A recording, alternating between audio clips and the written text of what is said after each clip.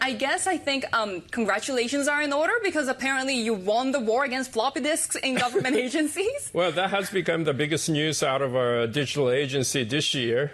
Well, what are your priorities next? Faxes, perhaps? Yeah, we definitely need to get rid of the fax machine. We are talking about digital transformation, but we have just issued a new set of the banknotes. So people are asking me if we are going to cashless or more cash. That's been amazing, being back in Japan after a decade and being able to just use my credit card everywhere. But how does that really apply to the digital transformation in business? As I understand, the government is looking at using drones as well?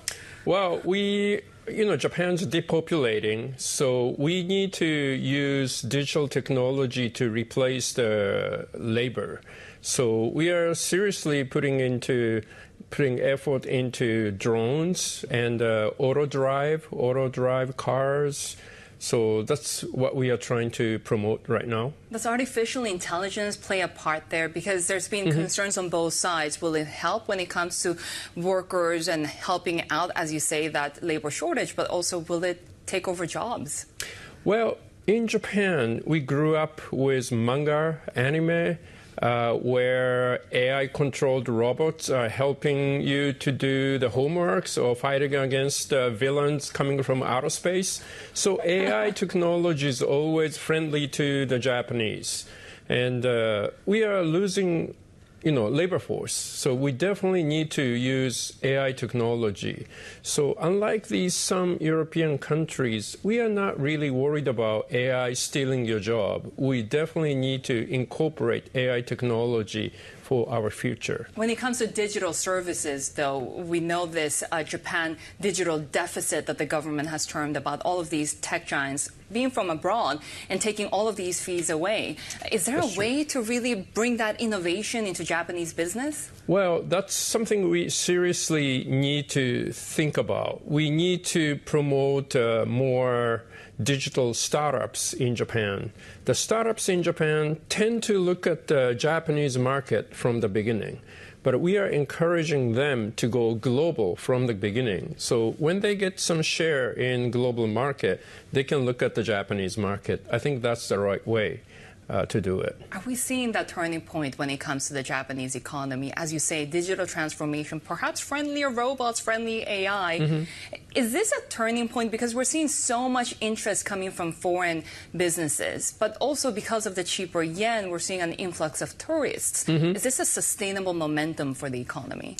Well, the tourism industry, the average wage is lower than the average. So we have 30 million tourists coming to Japan a year right now. And if we expand that, we're going to have bigger tourism industry where the wage is lower than average. So we wanted to get more tourists coming in, but we would like them to spend more. So we would like to target the wealthy tourists coming to Japan, and we definitely need to provide better service to them, starting from the hotels, to some package tour, not just looking at the lower cost, but the high experience, unique experience for the tourists. I love speaking about the broader economy with you because you've worn so many hats during your career. But digital minister, foreign minister, defense minister. Will prime minister be your next role? Well, hopefully, sometime. What are you thinking of right now that would make the right timing for you to run? Well, we don't know yet. But, well, if you become prime minister, you can implement what you wanted to do more. So hopefully sometime in the future. You're very popular among the broader public. Do you think you can help really garner that support for the LDP? Well, I hope so. And as you say, we are turning our economy. It's been zero or negative interest, but now it's become positive. And the economy seems to be start moving, out of deflation to inflation. Have you talked about running for the LDP leadership election? I've been talking about for the last 28 years, so it's nothing new. This one in September? Well, we'll see. Look, this conversation I feel is very overdue because I booked a conversation with you around the UN General Assembly when I was back in New York. It was a busy, busy time, wild times, and we had to cancel that conversation because of your schedule. Do you still keep in touch with perhaps some of the people around President Trump? Yes, we do. Yes, I do. And we are closely monitoring situation in the United States. We don't know who's going to be the winner in November, but Japan needs to be prepared for whoever wins the election. We need to do more business with the United States, not just the economy, security, others. So. Bloomberg just had a conversation with President Trump, and it was really interesting when my colleagues asked about global competitiveness. The first thing that he talked about was the currency problem and how he fought hard against then Prime Minister Shinzo Abe. Do you think that could be a problem? Well, the currency is a problem for Japan. The yen's too cheap, and we need to bring it back. So the way President Trump looking at, the way we are looking at, is probably the same way. When it comes to cheap Japanese yen, it also helps in a way your tech exports, right? You're a tech powerhouse. How do you use that prowess in order to achieve your geopolitical goals? Well, it used to be weak yen promote export out of Japan. But now so many Japanese corporations manufacturing in outside of Japan. So cheap yen doesn't increase the quantity. When they send the profit back to Japan, convert it into yen, it gets bigger. But those money are reinvested in outside of Japan. So I don't think Japan welcomes cheap yen. I think we need to create a strong yen to support life in Japan. How much has that to do with the Bank of Japan itself?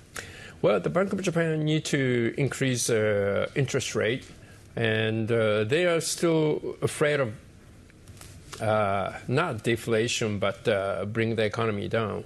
But I think the lower interest lead to the weak yen, and that push up the price in Japan. And, you know, the Japanese are aging. The average age of the Japanese is 49. So there are so many people living on the pension, the fixed income. So stronger yen will reduce the cost for energy and food. So that's what we need to be looking at. As a digital minister, of course, you look at technological advances for the country. Do you look at China and perhaps their ambitions in the tech industry as a concern? Yes, it is. When we welcomed China into WTO system, we thought they would be a good player according to the rules. Well, it didn't go that way. So we really need to be paying attention to what China does domestically. And we need to be prepared to, well, work together if that is possible. But if they're doing something out of the rule, we need to counter their movement. So I think U.S., Japan, Europe, other G7, G20 countries need to work closely. We're building out the AI infrastructure for the future, especially here in Japan as well. It takes a lot of energy. Could nuclear power play into that? Yes, we need to restart the nuclear power if it's confirmed the plant is safe. And then we need to increase renewable energy. We definitely need to reduce the fossil fuel, especially coal. So renewable and nuclear, the only way out.